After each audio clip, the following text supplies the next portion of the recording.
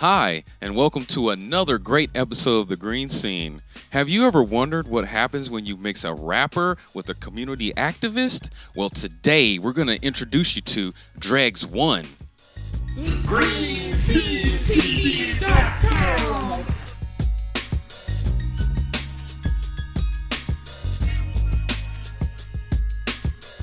This is hip hop spiritual, grand imperial, everything lyrical, what I'm superior to, all racism, all classism. I ride on religion. There is no competition besides the shit I'm spitting to myself in the mirror. Never inferior. My heart is pure, and what I present right here has never been heard. This is the written word. I'm just spilling these verbs like I slit my wrist. I'm just flowing like this, and you know it don't stop because I keep it on lock. I'm on the iPhone screen right now, freestyling like I just blew my damn brains out. I'm not talking about suicide, but really who's ready to ride when you could die just for riding the BART train? This shit from the heart, man, and it's all art, man. I played my part. Dregs 1. So we're here with Dregs 1, and Dregs 1 is a local rapper slash MC, and the whole thing with him that makes me enthused is the fact that he's not only involved musically, but he's also involved in the community heavily. So Dregs 1, tell us a little bit about your musical history. Word, right on, man. I'm glad to be here, and basically, music, it goes back as far as I can remember. Just hearing it, you know, I grew up in a household. My parents always playing different stuff, always exposing me to different stuff. I'm talking everything from the Beatles to classical to Bob Marley to, you know, even hip hop in its early stages. I saw it on the TV. So, and it was just kind of like the soundtrack to my generation, you know, being a little kid growing up in the early 90s. I heard you joined the Zulu Nation recently. That's correct. I was recently inducted to the All Tribes chapter, the Universal Zulu Nation. That's basically an organization, you know, of like-minded people that use hip-hop as a tool for social change. Chapters all over the world, started in the Bronx in the 70s. So I just recently got involved in that, being a part of the community projects that they're working on, building on the music tip, building on the information tip, the knowledge, and you know, I think it was a good look for me. It's a good fit, you know what I'm saying? Yeah, I could see that totally being a great fit for you, definitely. So tell us a little bit. Well, actually, tell us the whole story about your community involvement and what led you to get involved so heavily in the community. You want the whole story, or that's you're gonna need a whole nother interview for that one? Well, we need the interweb version because you know it's short. I got you. I just always kind of, you know, got access to information about what was going on in the world. I was raised to like question things, and you know, I was kind of gamed up on a lot of things. And then, really though, when I went off to college, you know, for a couple years ago, I went down to UC Riverside, and I was studying ethnic studies. And basically, ethnic studies is the science of racism, the science of oppression, and how all this stuff happens and why it happens, and how all the struggles of people across the world are connected. And then just the times that we was living in, and just being broke and just feeling it at that time too, it just made me more aware, like, you know. So my role as being conscious is just like, when I first started getting on that path, I was so overwhelmed by it. I just had to just get it out there, and music was the best tool I had at the time to do that. Right, and I usually don't get this deep with guests, but for the new year, I've made myself and everyone else a promise that I get a little deeper. Okay. So I've noticed, because I mean, I'm an indie artist as well, just like anyone else, or the rest of us. But at the same time, I feel like there's a bias coming from indie rappers to other rappers, like you know, if I named whichever hot rapper is in the mainstream now, how do you feel about that sentiment? I don't blame rappers. You know what I'm saying? Rappers is not the problem.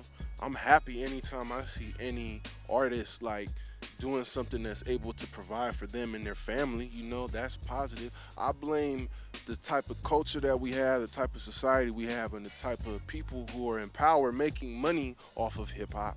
Because it's not the rappers. You should know that by now. It's 2013. rappers are not as rich as you think they are. Even when they do get the millions, it does not last. You know what I mean? So let's just put that out there. So I'm more mad at the industry, and I'm anti-industry. That's my activism, straight up. I'm against what that stands for and what they've done. You know what I'm saying? Dregs 1. I wanted to ask you about inspiration. It seems to be your hottest song on YouTube right now, so tell us a little bit about that. I wouldn't really say it's like my hottest song on YouTube. I don't know. I don't even trip off the YouTube views and all that type of shit. I just like putting my stuff out there. I got a lot of a whole body of work of videos on there that I think is dope as a whole, you know, and each one individually. But the inspiration is kind of special because it's really a San Francisco hip hop song. It's just kind of, the beat is an instrumental from an instrumental CD by a producer named Nick Peace. I had that instrumental CD like in high school. I don't know, it just reminded me, just every time I hear that beat, it like takes me back to that moment when I was hearing it and just that feeling. And that's the type of feeling I tried to capture in the song and the video. And I think the video got a good response because that's exactly what we did. Like a lot of people that's really from the city and active in the city is in it. And a lot of my city folks was feeling it. And people from all over too. It's not just like a San Francisco song, you know? Yeah. Actually, speaking of the city, that brings me up to the next question or the next topic of subject here, and that is artists being pushed out of the city. Tell us a little bit about that. Yeah, I mean, I think the fact that there's an exodus of people of color and working class families leaving San Francisco, that's contributed to the decline of the San Francisco music scene. If you really think about it, the early music was really supported by the turf and by the community, by the hood. It was really a real reflection of that. That's not really the case anymore. You know, I mean, I don't live in the city. Not too many of the legendary rappers even live in the city anymore. And it's just kind of really sad, man. It's kind of crazy. It's like, I want to like fight that. I'm trying to fight that right now, but part of me also, I'm like wondering, man, did they already succeed? Is it already, you know, has it been gentrified 100%? I don't know.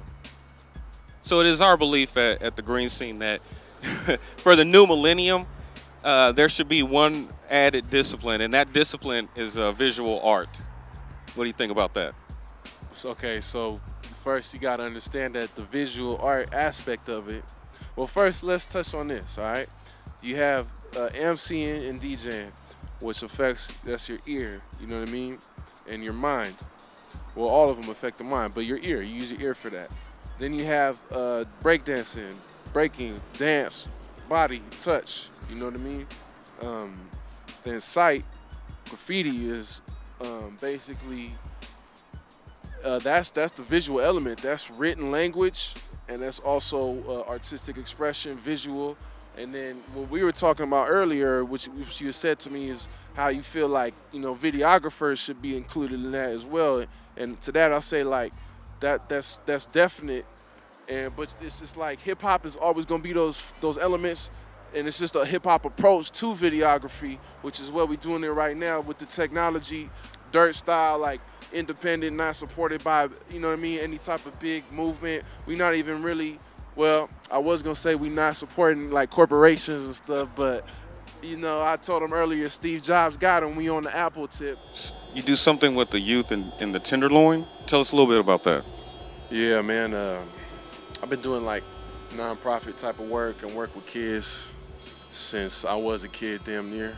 Right now I'm working in the TL, which is an interesting community, to say the least, you know what I mean? But right now I do after-school programming with them. I do case management, and I work with parents too, you know what I mean? Formerly homeless families, that's who I'm working with right now, but I've done all types of stuff, and right now I'm on the hype to open my own nonprofit. That's one of my goals. So we're gonna do a little bit of word association real quick, okay? Gas Mask Colony. Fresh, youth, creative, ahead of its time. That's the word association. Okay. Equipto. Veteran. Teleprego. Comrade. Economics. Bullshit. Dregs 1. Check out for the projects, check out the music. Go to dregs1.tumblr.com. DREGSONE. Search it, Google it, find it, look for me. Bay Area. I'm all around. I'm all over the country.